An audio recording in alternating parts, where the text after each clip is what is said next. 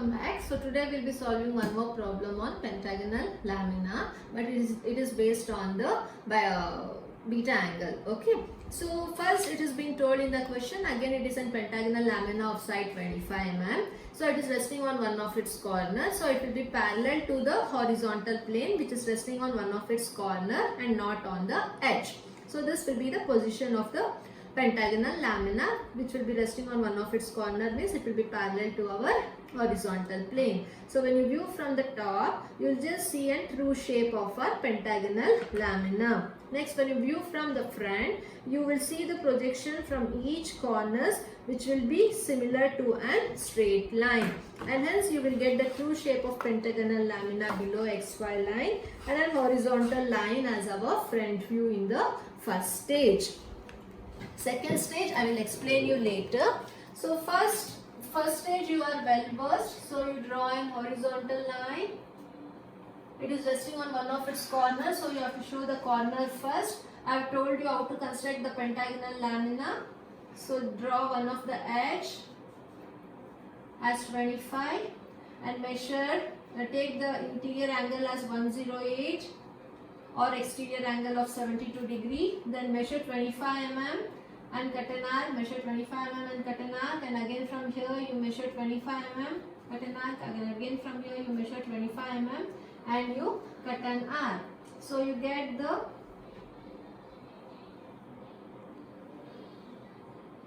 join. Okay, so after joining you will start giving the name. So it can be A, B, C, D and E. We got our top view. After that you will take the projection above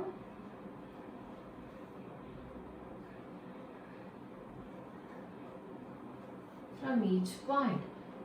So then you darken it, extend the XY line. So projection of A in front view will be A dash, B dash will be visible, E along the same line will not be visible, so put it in the bracket.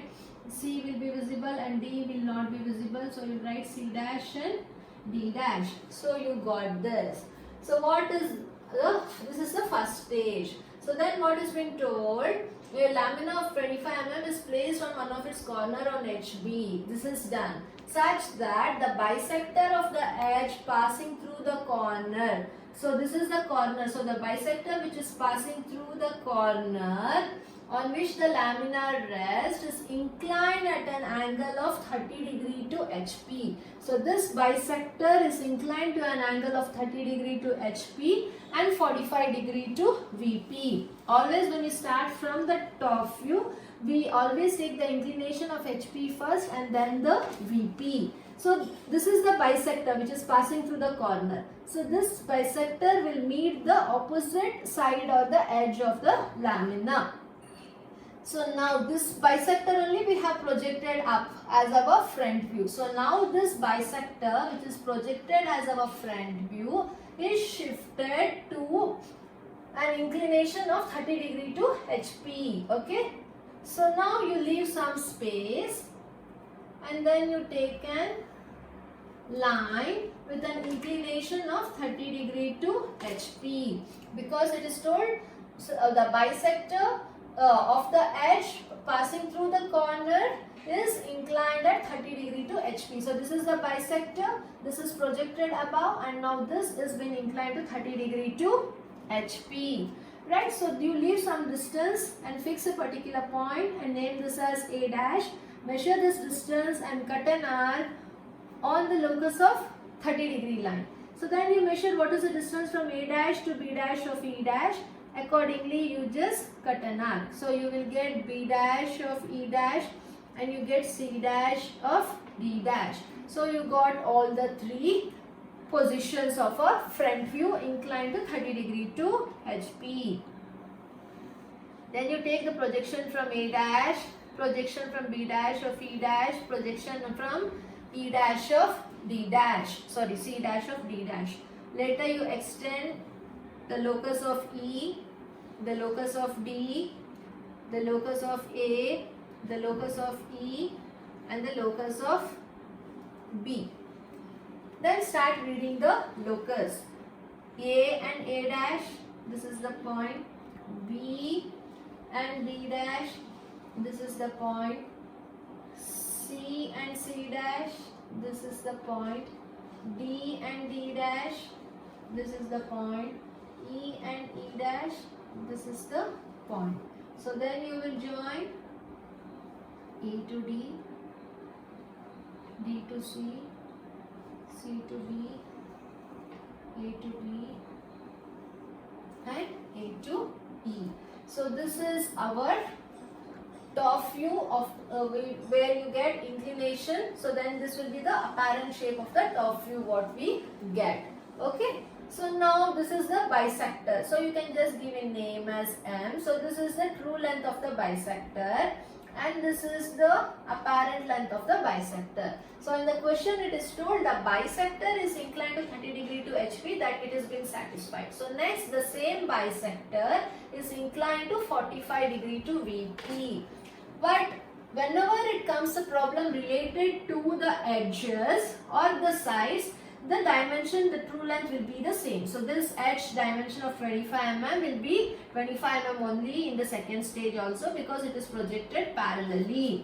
But here, since the front view is inclined to particular angle, the dimension of the bisector here will be compressed. Here it is the actual length of the bisector. Since it is compressed, this is the true length of the bisector and this is the apparent length of the bisector. Since you don't have the actual dimension in the second stage, we have to determine the beta angle. Okay, so first we will draw 45 degree to VP. So how will you draw 45? You can take either this way or this way. Okay, so here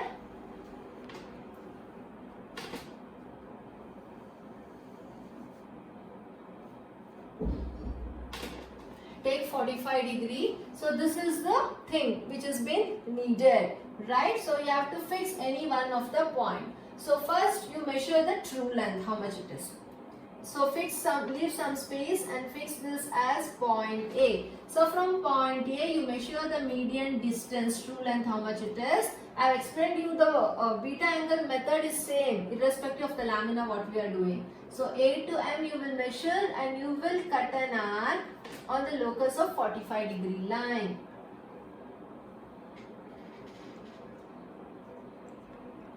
So this is our M. And then you will measure the true length of it.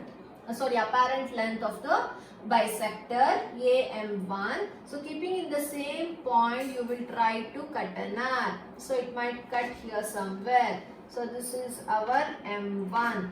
If you are naming this as M1, you name this as, if you are naming this as M dash, name this as M.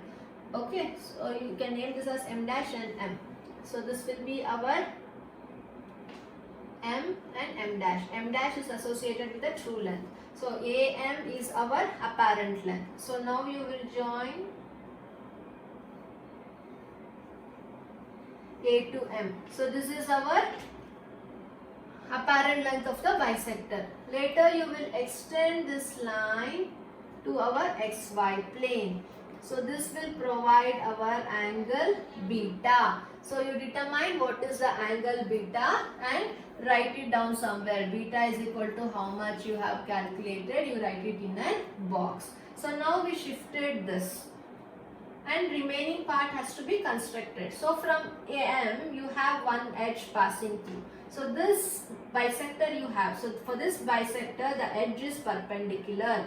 So from this point you try to draw an perpendicular line. So when you draw a perpendicular line, you measure the distance from M to D is how much, from M to C. So measure, both will be same. Measure and you cut an arc. So you get the point D and you get the point C. After this you have to proceed in constructing the remaining part. So you need this distance. You have the point M already with you. So from here you measure this distance, how much it is, and mark it. In order to get the other two corners, you have to draw a line from this point parallelly to the edge what you have got. So after this, now you have the point D and point C. So from D you measure how much is this distance. D to E you measured and you cut an arc. And again from C to B you measured and you cut an arc. Okay. So now you got this C to B. So this is point B and this is point E. So you can join D to E and you can join C to B. So half part of the pentagon is over and this A is already fixed, you know this. So you will join E to A and A to B. Right, so this is our beta angle. This is the 45 degree line. So now we have shifted the entire second stage of the top view to the beta angle. After this, we have to take the projection above. So please take the projection above from D, E,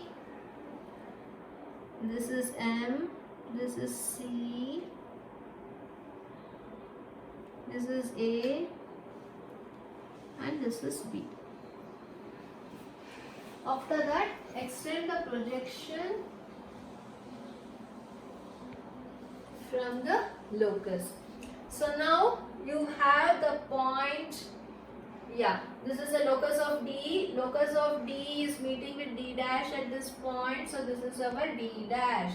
And then this is the locus of E. Locus of E is meeting here. So this is our E dash. And this is the locus of C.